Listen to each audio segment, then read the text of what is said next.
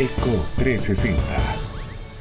Estamos de vuelta en Eco 360. Recuerde que puede participar a través del @EcoTV Panamá y a partir de ahora le dedicamos el programa abordando distintos ángulos al tema de la educación sexual. En la noche de hoy, como lo habíamos anunciado ayer, tenemos a dos representantes que ahorita voy a presentar que tienen posiciones adversas a algunos de los contenidos, así lo entiendo, o a algunas de las disposiciones que tiene la iniciativa que actualmente se discute. Hemos querido hacerlo de esta manera. Otro de los días que restan de esta semana tendremos a tal vez las personas que han estado detrás de la iniciativa para que también puedan exponer sus puntos. Nos acompañan la licenciada Ana Melisa Españó, abogada de la Alianza Panameña por la Vida y la Familia, y también nos acompaña la licenciada Gladys Quintero de la Fundación por la Vida y la Familia, ambas relacionadas al tema de derecho de familia, en el caso de la licenciada Quintero también al derecho penal.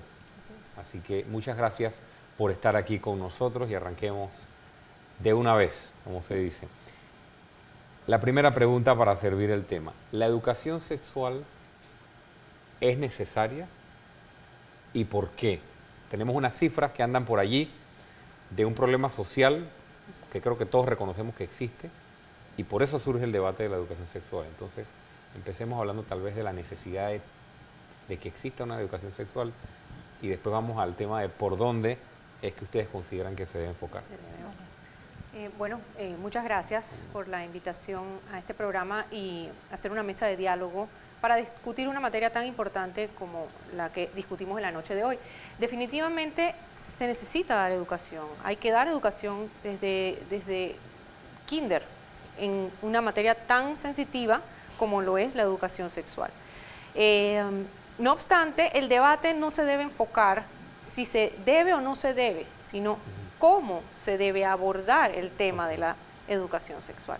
¿Bajo qué criterios, bajo qué parámetros vas a desarrollar una currícula, un programa desde el preescolar, y qué material le vas a dar a los niños? ¿Qué concepto de ser humano vas a desarrollar en un programa de educación en la sexualidad o en la afectividad, que son los programas a los cuales nosotros abogamos? Y es ahí el problema, es donde nos debemos enfocar. La forma. La forma, cómo abordar. Por eso era que quería empezar con esa pregunta, porque hay quienes dicen que quienes se oponen al proyecto simplemente no quieren que se aborde el tema de la educación sexual. Y quería también darles esa oportunidad de que, por lo menos, no es que se desconoce la necesidad de tener una educación sexual. Creo que hay un debate con respecto a cómo la sociedad debe abordar el tema de la educación sexual. Así es. Fíjate que en efecto, buenas noches primero que todo, en efecto sí se hace necesario una reglamentación acerca de lo que es la educación sexual, porque creemos que debe haber educación sexual, porque es que eso es parte de la vida del ser humano.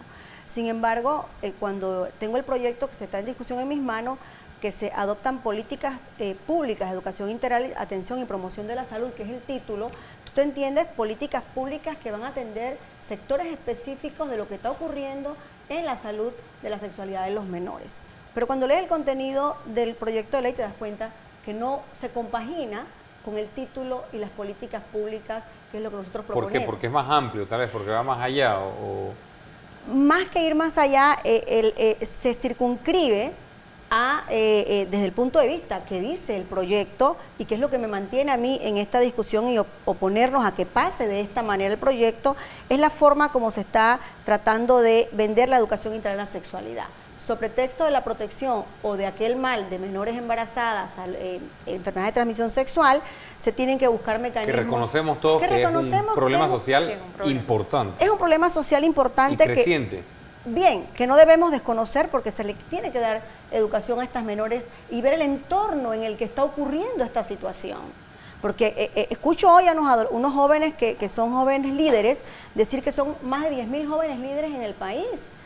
Entonces yo me pregunto, si 10.000 jóvenes líderes no pesan al Estado versus 5.000 y pico de niñas embarazadas, Entonces estamos en un problema que no estamos reconociendo a los jóvenes líderes de este país y queremos aplicar una ley para el común. Hay contextos, hay políticas públicas que se deben velar por qué esa situación se está dando en ese grupo específico de personas que están viviendo estas situaciones de embarazos precoces y enfermedades de transmisión sexual. Entonces, deben haber políticas públicas, pero no en el contexto que están planteadas en este proyecto. Bueno, es un punto de partida de que sí se reconoce que existe un problema social, que sí hay que abordarlo y que debe haber una educación sexual. Sin embargo, entramos en el tema de la forma, que ahí es donde yo creo que puede haber alguna diferencia. Y cuando se lee este proyecto de ley, que bueno, que lo estuve leyendo, lo leí hace unos días y hoy lo estuve revisando de nuevo, sí creo que aborda distintos temas, ¿no? No se circunscribe solo al tema de la educación sexual.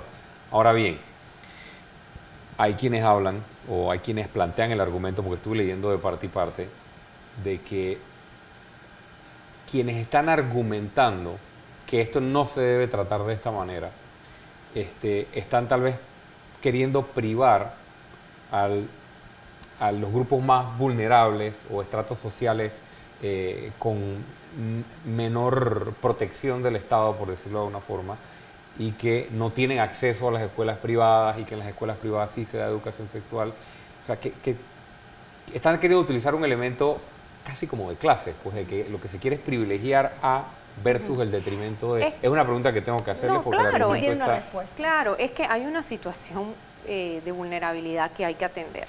El Estado y la sociedad no puede desconocer una problemática de salud pública en donde adolescentes están padeciendo de infecciones de transmisión sexual, donde las adolescentes, hay un gran porcentaje, un porcentaje de adolescentes embarazadas que el Estado tiene que velar y protegerlas, y la sociedad también. Es un problema que no podemos desconocer.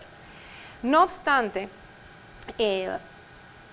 cuando nosotros hablamos de políticas públicas, es ahí la situación en donde el Estado o las herramientas legislativas que quieran proponer puedan fallar, porque no hay una política diseñada específicamente para tratar esos temas de salud pública, porque no toda la población juvenil está padeciendo de infecciones de transmisión sexual y no toda la población de niñas están gestando o son madres embarazadas.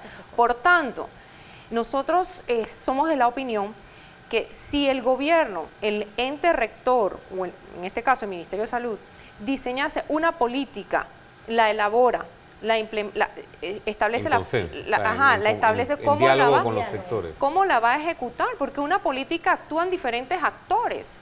Entonces, ¿cómo se va a ejecutar? E incluso luego los criterios de evaluación de manera de determinar si esa política sirve o no. Si hay algún impedimento legal para poder ejecutar esa política, entonces se ve la viabilidad de introducir leyes para que no haya impedimentos legales en esa ejecución. Entonces, en esa materia, a los menores se les puede atender en materia de salud pública y ofreciéndole todos los insumos que el Estado pueda ofrecerles para atenderlos, ¿no? Al regresar en Eco 360 vamos a hablar de la iniciativa legislativa que se está discutiendo en la Asamblea. Vamos a hablar de cuáles son los aspectos más polémicos o los que se oponen nuestras invitadas o las organizaciones a las que ellas representan. Vamos a hablar también de las posibilidades de consenso y alternativas. Ya regresamos.